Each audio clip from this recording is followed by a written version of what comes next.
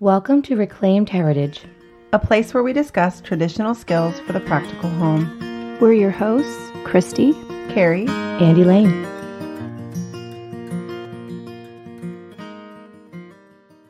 If you're like most people, you spent years obediently eating what nutrition experts told you to eat. Sandwiches, wraps, and mounds of pasta. Bowl after bowl of cereal. Margarine and heavily processed seed oils like canola oil. Soy burgers and other soy frankenfoods, egg substitutes, sugary non-fat yogurt loaded with artificial colors and flavors, and chemical sweeteners created in the laboratory. Excerpt from Dr. Kellyanne's Bone Broth Cookbook. welcome back. This is season 1, episode 2. If you happen to catch our very first podcast from last time, we discussed some traditional skills that we're hoping to dive into more deeply coming up, and gave you our reasons why and why a podcast. So if you missed it, go back and catch it. And today we are going to be talking about our families. So what our families look like currently, what our families look like historically, and how both the way we were raised and the culture and family we're living in now have driven us to really dive deep into some more practical traditional skills in our homes. So Christy, you want to give us a little bit of your current family situation? Currently, I am married for 25 years to my husband, Heath. We have 9 children. We started off with 4 biological daughters. 2 of those have married in the last few years. And we have 1 newlywed, just married in October. And then we entered the realm of foster care. And thankfully, God was gracious, and everybody who came stayed and became officially Goldsmith. So we have 5 adopted kiddos, 4 boys and 1 more girl at the very end. So we live on a family homestead where my father-in-law and his father were both raised. We are in the original home. We farm, we raise our own beef, our own pork, and meat chickens. We also have layers, throw a couple horses in there for fun for the kids, and And expense. Yes. Yeah. Well, manure. That's how they contribute.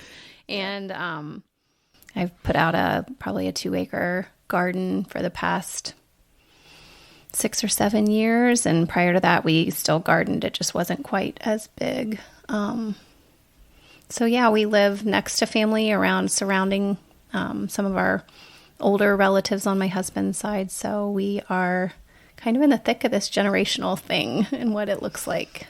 I can't believe that you just gave your entire family dynamic and left out, like, okay, I can't say your most important or your favorite because the rest of your kids are listening. But I'm a grandma. I'm a Gigi. Yeah, I knew where she was headed. I did leave her out, didn't I? I have a beautiful granddaughter who's 7 months old right now. Yeah. And yeah. Sorry. And it's worth kind of watching the light us of my on life. YouTube just to see her face when she says grandbaby. I'm telling you, it is the best. So she says we'll find out soon. Hopefully. Elaine and I want to be in the grandma club at some point. Lord right? willing. Yeah. Lord willing. Yeah, absolutely. So what about you? Okay, well, I'm Elaine, and I do not live on a farm, but I do live in a really cute lake community. We're only on about half an acre, which we're transplants from Rhode Island, and at that point we were on 1/10 of an acre, so we are truly moving up in the acreage. I am married to Elaine Foisy. I have 8 children. My oldest is married without children yet. It's been a year. She lives in Omaha, Nebraska. My youngest is 6, and we homeschool. We keep pretty busy with that. We do have chickens that lay eggs. We've dabbled in Nigerian dwarf goats, which we were getting milk and making cheese and smoothies with. We haven't gotten back into that since we moved. We do a small garden, certainly not 2 acres. I don't even know I'm probably in feet, maybe 20 feet, 20 feet of a garden. Like I said, we're a transplant from Rhode Island. We did drag our in-laws with us. So they moved recently from Florida. So they are in Ohio with us, which is fantastic. Yeah, Awesome. that's about it right now. Yeah. I currently live in the country. Didn't always. But out there we have 7 kids, and our older 2 got married this year. Been married for about 20 years, almost 20 years. It's close. My husband, Brian, he's a teacher, and we have the same kind of spread that you guys have. We have kids in 20s down to lower elementary. Our youngest is 8. Makes things wildly entertaining and loud. Every single day. Really loud. Yeah, can I take these home? The headphones, I know, right? We need noise canceling headphones on the daily. Yeah.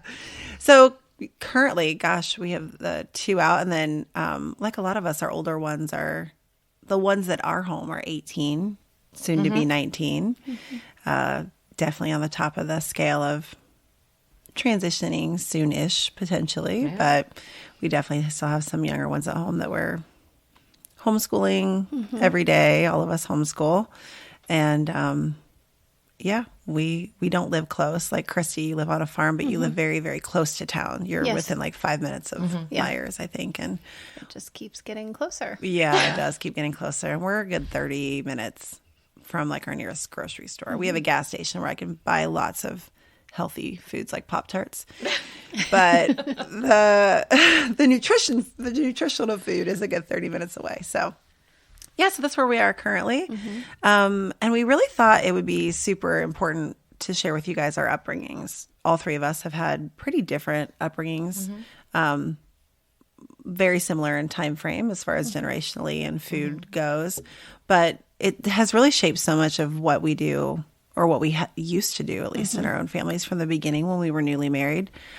So Christy? Yeah. I was raised in a traditional neighborhood, kind of small town USA. My mom stayed home with us until I was in middle school. So it was pretty traditional up until then. And then she started to work full-time outside of the house. And my dad was an over-the-road truck driver. So he was gone Monday through Friday. So I have 2 younger siblings, a sister and a brother. And we got into the convenience stuff. Like once mom started working, dinners became way more convenient. I wasn't interested in learning how to cook at that point. So it was all about like, what could we sit in front of the TV and have? And then mom would come home. Sometimes she would have energy to cook something, but a lot of times she didn't. So that was also during the time of like the low fat, sugar-free stuff. So a lot of what was stocked, I would not consider healthy at all now. But back then that was kind of what you did and what you ate. My mom had friends who lived in the country, and so she did do some canning and everything, but I really wasn't introduced into any of that until I was married. And my mother-in-law was instrumental in helping me learn a lot of those skills, gardening, canning, all of that kind of stuff. Because Heath grew up very different. So his from the get-go was homegrown food. Yeah, and his mom worked outside the home, but she worked at a preschool. So she was home when he was home, and she really did cook 3 meals a day for him. Yeah. She'd pack his lunch every morning and make him breakfast every morning, and super, meat and potatoes kind of dinners. So I was on a really strict learning curve. Actually, at the beginning, we probably ate more at their house than we did in our small apartment, just because I didn't know what I was doing. Which now that we all have daughters, yeah, the dinner invitations are plentiful. Yes. Right? Because I know it's hard. That's a hard transition to do it all. So your mom started working when you were in middle school. So prior to that, 13, did 14. she do a lot of home cooking? She did. Not breakfast, not, we'd pack our lunch occasionally, but I was like pizza every day for lunch at public school. So, Same. yeah. And then high school hit, and it was like, we were the occasional, soda on a Friday night when you had pizza night. And so it was kind of like a reward or something. So then when you get to high school and it's like, I can go over there and buy a Mountain Dew every day for lunch. And so I fell into unhealthy habits, really. Yeah. Yeah. Absolutely. I totally get it. And Elaine, what was yours like? Okay, well, I did not grow up on a farm or a small town. I grew up in a city. a very busy city. However, my mother grew up on a farm, so she had a completely different upbringing. She's from Texas, and she is Spanish. So she grew up cooking whole foods and a lot of Hispanic food. So food-wise, that's pretty much how I grew up. My mom was a stay-at-home mom. I did go to public school. So howbeit my mother was an amazing cook, I really didn't learn much of those skills at home because I really just wasn't around between school and then band practice, track and field. Absolutely. I wasn't there when my mom was cooking these meals. But she did do some things really, really well. She raised us to, it's funny, she shopped on a daily basis. So because we lived in a city. Lived in the city, yeah. Every day she would stop and pick up the meat we were making for dinner, fresh produce for dinner. I literally came home to a pot of homemade refried, like pinto beans and homemade tortillas was my snack when I would come home. What's funny is when I met my husband, I ate my first Swiss cake roll because they grew up a little bit different. They were where my mother-in-law had to work outside the home, and they ate more convenience food. I had never had a Little Debbie snack, so that was like, whoa, what is that? So for that, I'm grateful that I did have a good upbringing when it came to eating whole foods. I just think we didn't have a lot of money at the time, so what we could afford was basics: meat, vegetables, fruit. I come from a small family in comparison to mine. I have two brothers. They're both younger.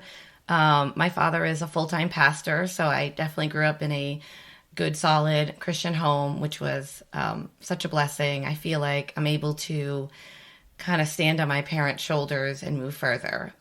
Saying all that, because I was in school and didn't learn, I really didn't know how to make anything. Like when I got married, okay, my mother-in-law feared for her son's life because I became a vegetarian in college. So when I first met my husband, I was just eating like tabbouleh and hummus on a pita pocket. So he lost 30 pounds our first like few months of dating because he was eating like me. He was so skinny. And I didn't eat hardly anything. So funny story, the first time we had them over for dinner, I bought one of those little tiny hams. Or if you're watching on YouTube, you can see it was about this big, this little tiny ham, and a couple vegetables. And they ate it. That meant a little slice for each person. And when they left, they went to McDonald's and had to eat because they were starving. So no, I did not know how to cook. But amazingly, God puts in you the will to do of his good pleasure, and I've learned a lot, and I'm excited to go deeper, and learn some more. Yeah, kind of similar at the mix between, I think my mom went to work, the youngest of the three of us, so her goal was to be a stay-at-home mom. My dad lost his job, part of the recession, and she ended up going back to work when I was in elementary school. So I know she was home early on, but by the time I was able to have memories, she was already at work. So she was home, she was working full time, a very physically demanding job. So she was tired. And I just remember both the constraints of her energy and time and finances. The finances played a huge part in it. We ate very minimal, plain food.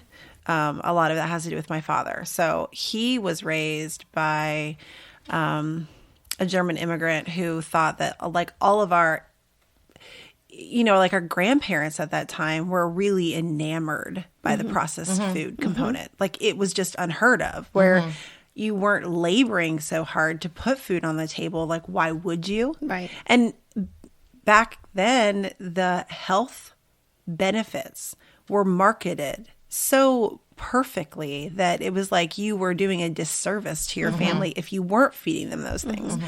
Well, that combined with my dad being the ultra picky eater meant that like our variety of food was very small. So he desired foods that like my mother didn't grow up on. But, as he goes, so goes our whole. And she was raised on a farm. They butchered almost all of their own meat. They had 2 gardens, upper and lower, of multiple acres. She knew how to do everything, bake from scratch. homemade pasta, doing the canning. Like, that is how she was raised because, ironically, they were poor. Like, what we would consider the ultra-rich lifestyle now of having acreage and animals and being, you know, we always talk about being, like, off the grid and sustaining. That was their lifestyle because they didn't have a lot of money. They couldn't live in the city. So, yeah, it's very interesting. But that combination led to just, you know, chili, which was fine, or pigs in a blanket, you know, on the regular.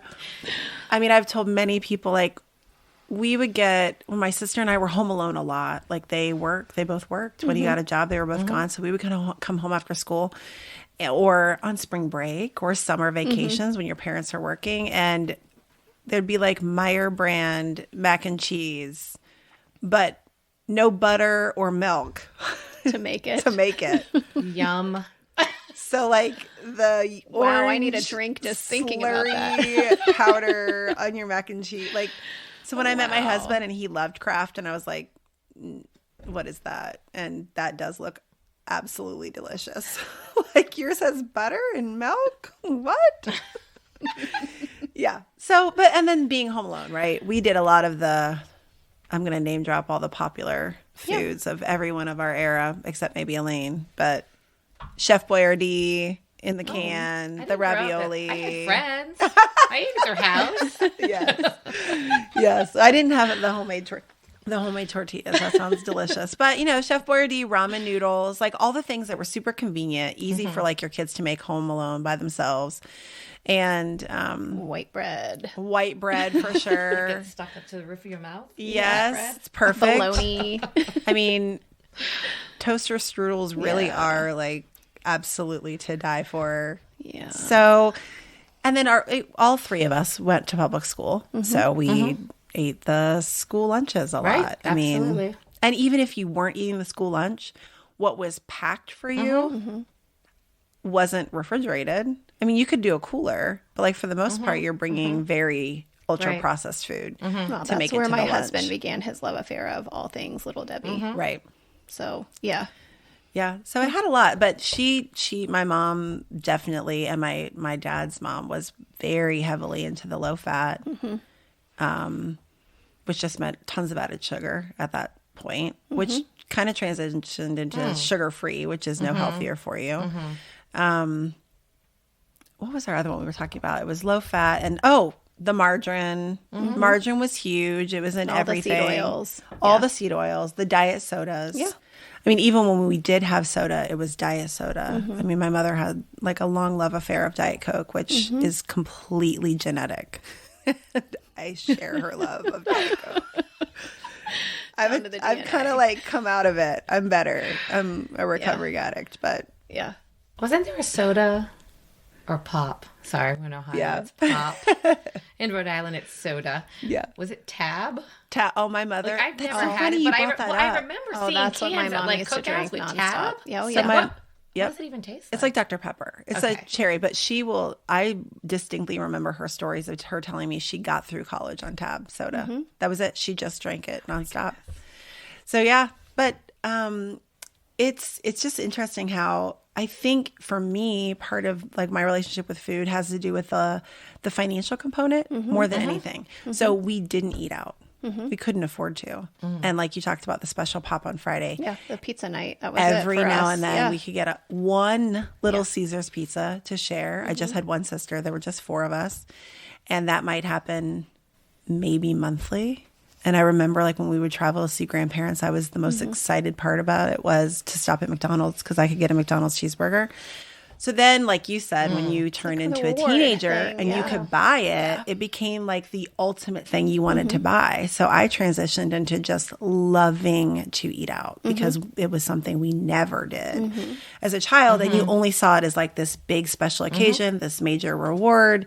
It's like totally built up. So then when you can do it all the time, it's my parents thrilling. Still like love us with food. Like they stock the Little Debbie's when we're going to be in town, and it's part of their DNA. I think is like let me give you all of this.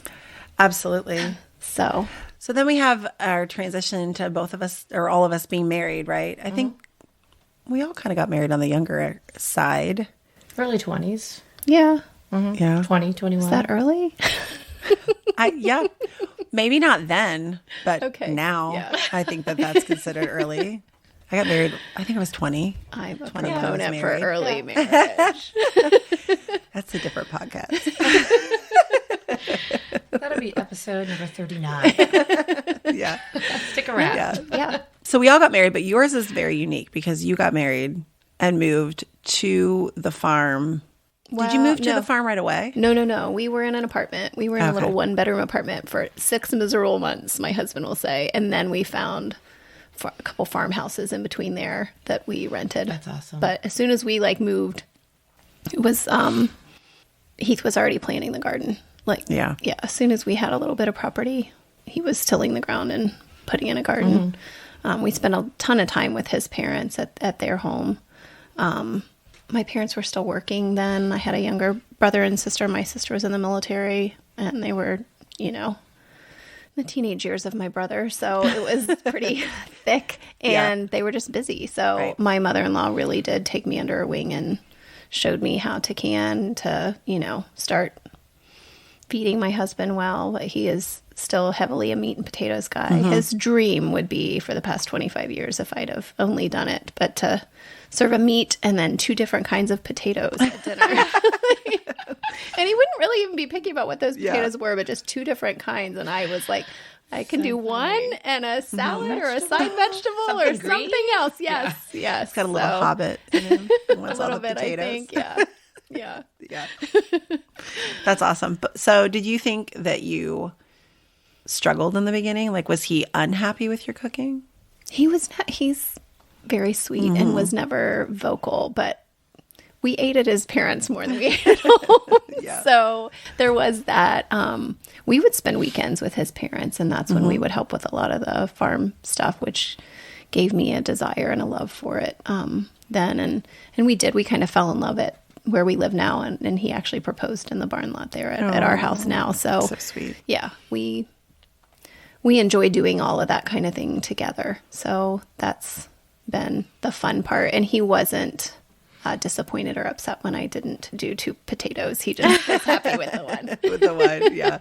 And you do make the most delicious cheesy potatoes. So thank you. I was waiting for the served you cheesy well. potatoes to come Yeah, up. for sure. We'll have to link that somewhere. And I would say link a recipe, but since she doesn't follow a recipe, No.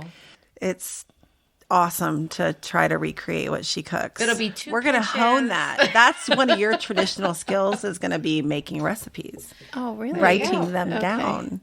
And Not putting that them she's on- contentious about this at all. Can you tell how many times I've asked for a recipe? She's like, I don't know. I just sprinkle it.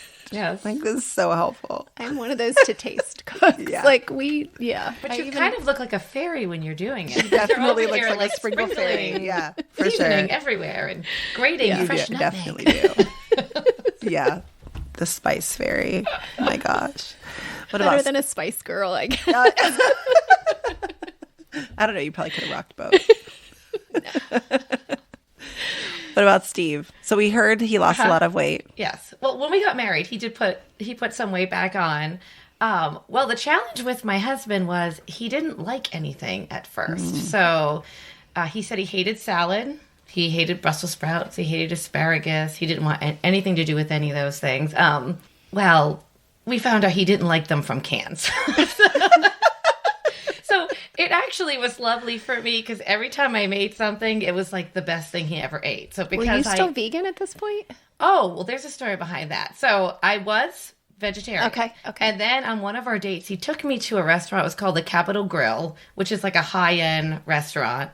We were dating, and he was spending money he didn't have. It was probably on my mother-in-law's credit card. We might be still paying for that to this day. But the waiter came by to serve a table, and there was filet mignon that just came by the table, and I got a whiff, and I ordered meat that night, and I ate meat ever since. So I fell off that wagon because of my husband. I'm sure he was glad because he would have withered away to nothing. So once I learned how to cook in quantity and not tiny little hummus and on a bagel or something like that, he was pleased. I introduced him to a lot of vegetables because I sauteed them in a cast iron skillet as opposed to boiling Brussels sprouts, which just are not good. Yeah, so he ate a lot of vegetables.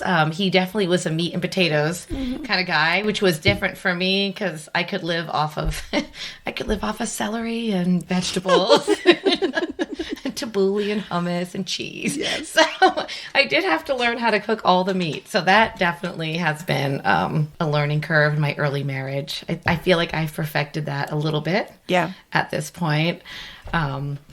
Was that our topic right now? Yeah. Newly there? married. Yeah. Okay. So ours was by far the biggest disaster of the three of us. Shocking. Yeah. My husband is he's not an only child. He has 3 sisters, but he is significantly younger than the other 3. So he was kind of raised an only child. His parents were older when he was born. And I think that, his memories of meals are kind of on the downswing of her doing home cooked food. So he did get some of it, but not tons of it. And he would never complain or was unhappy about it, but he is hardcore foodie. He eats everything except liver.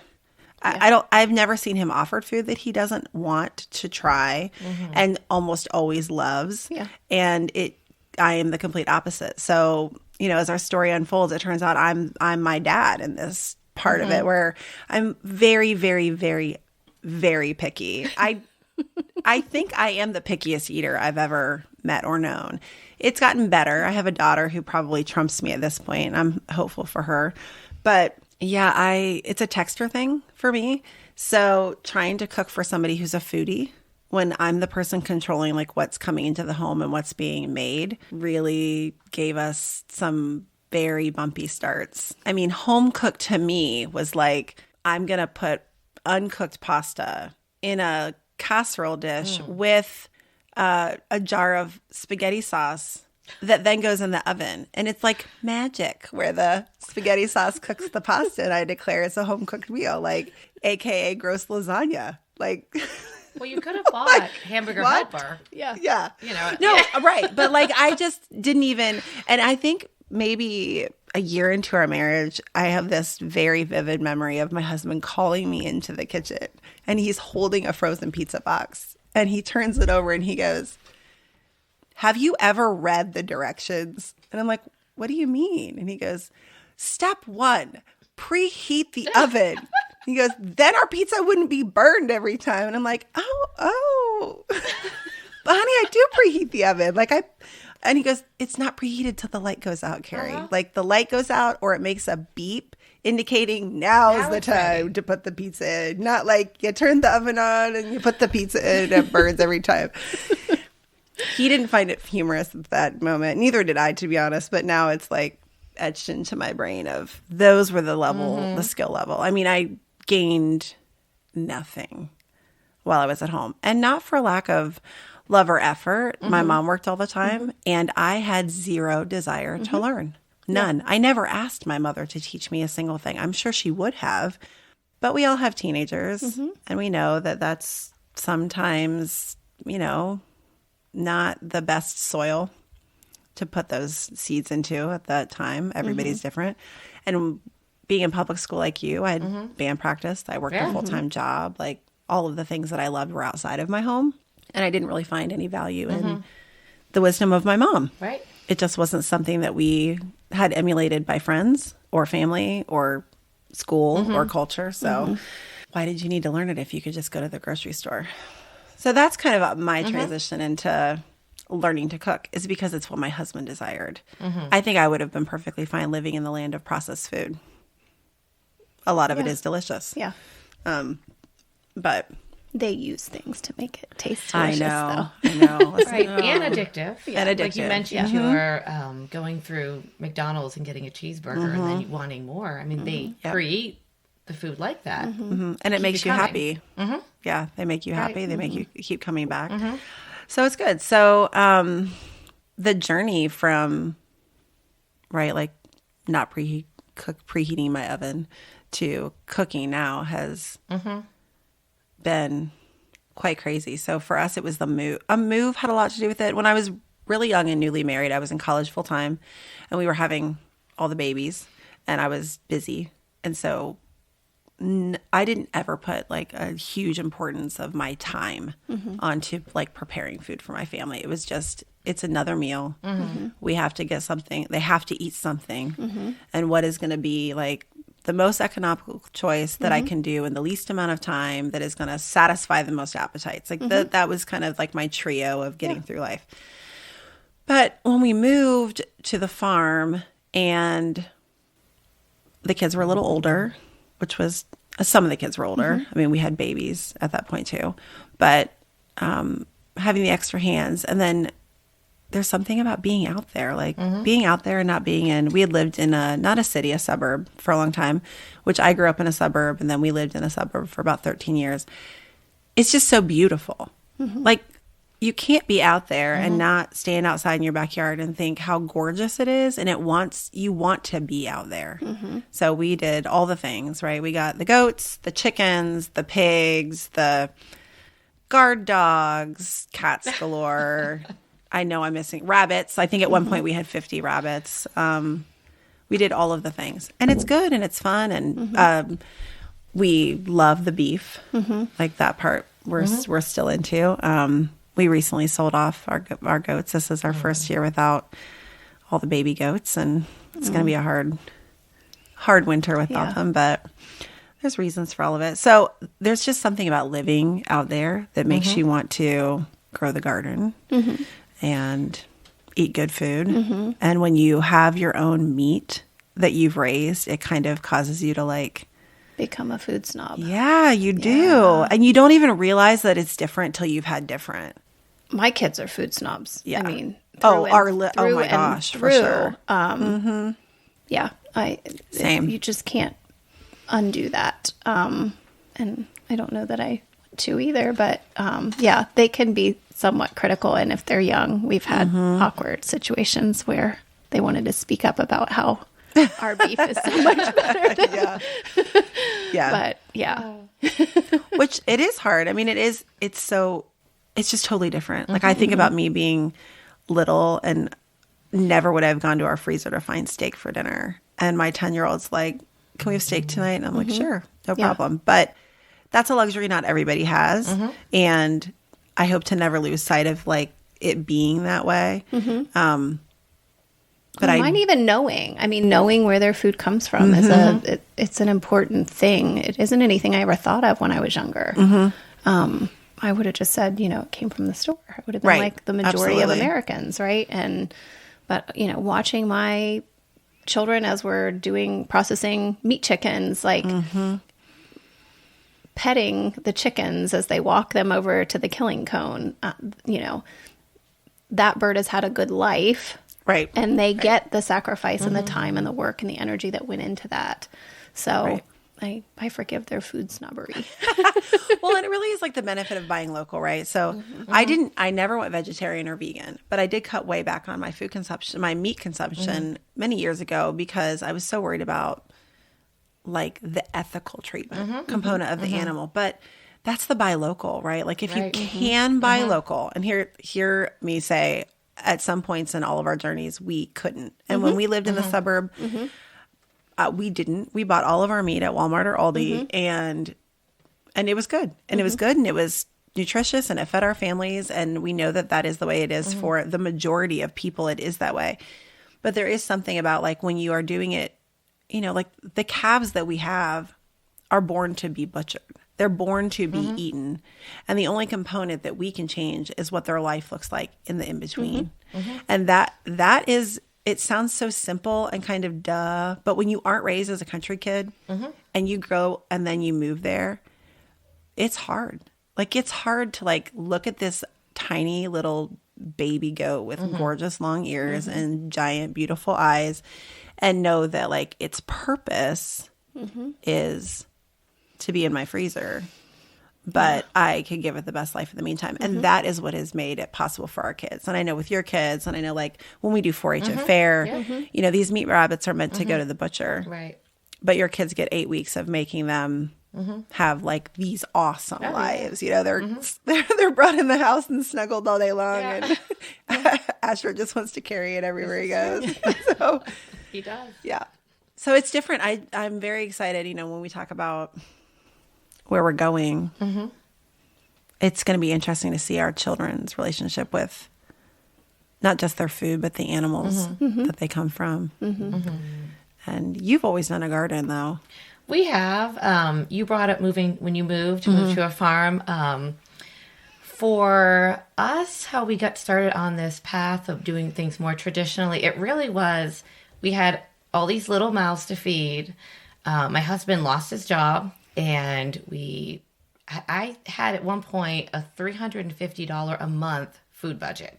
Wow. So it was trying to figure out, how do we feed us well? And I knew enough from my upbringing not to feed our family junk. I used to have an envelope that I would put change in, and that was the milk money. And we had one farm in where we lived in Rhode Island, and I would go and buy farm fresh milk and had to ration it. This is when we were on 1/10 of an acre at a busy intersection in a city. We had a tailor shop across the street that loved to watch us because they said our family was so fun and a bit crazy. But my husband went on this path of wanting to be an urban homesteader. So he built an upright vertical chicken coop made out of pallets. It was right outside my kitchen window. We had 6 to 8 chickens at all times. I have pictures of my older at the time or youngers collecting eggs. Right on the side of the chicken coop, we had a pear tree, which we got our pears from every year. I actually canned the pears from the one pear tree on my property. We had a garden, and my husband learned how to do things vertically and how to maximize our space. We had one maple tree that we tapped every year and made maple syrup. Now, I'll have to link this one day because it's hilarious. We have a YouTube channel we started that was country living in the city streets. And my husband has one video. I think it's the only one we ever did. And it's of him tapping the maple tree. And right behind him, maybe 3 feet behind him, is the sidewalk. And there are cars zooming by. And there's ambulance sirens going by. And he's tapping his maple tree. And we're going to make and our kids are there. We're going to make our maple syrup. So we were making our own soap, our own candles. We stopped even getting oil delivered and found other ways to heat our home. Where I drew the line was he wanted to make me a tripod to cook outside all of our meals to save electricity. But again, I'm on a busy road. Everyone can see everything that I do. We didn't do that. There was one time the chickens got out, and my husband was chasing chickens down Park Avenue, down the street trying to get them. And this was one of the times that the tailor shop in the window is just laughing because better than television.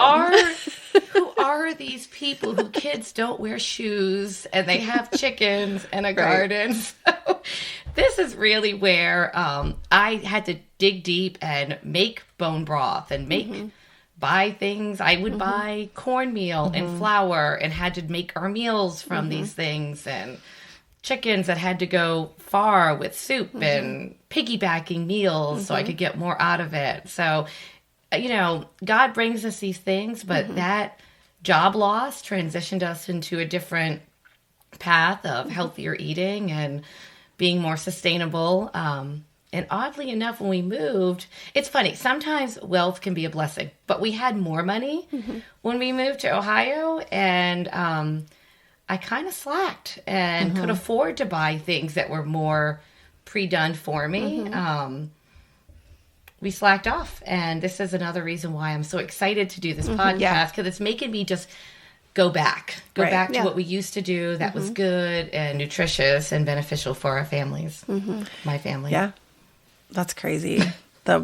There's a book out there. We'll link it online where it tells you can go in this book. It'll tell you how much land you have. Like you say, I have a quarter of an acre, a third of an acre, whatever. And then it will tell you exactly what you could put on that space of how down to how many animals of each kind. And they give you a bunch of different choices, like what you're looking for. We used that when we moved. So we moved out to some acreage, but that was still kind of our basis of not wanting to put too many animals on a farm or, overrunning it, which we've never had the problem of overrunning anything with a garden because that's not my jam. We've tried gardening many times. Jams. It is one of my daughter's jams.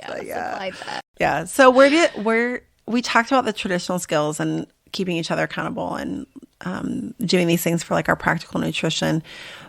But what else? Like, do you think it's going to alter your cooking completely? Or are you just hoping to like add to it?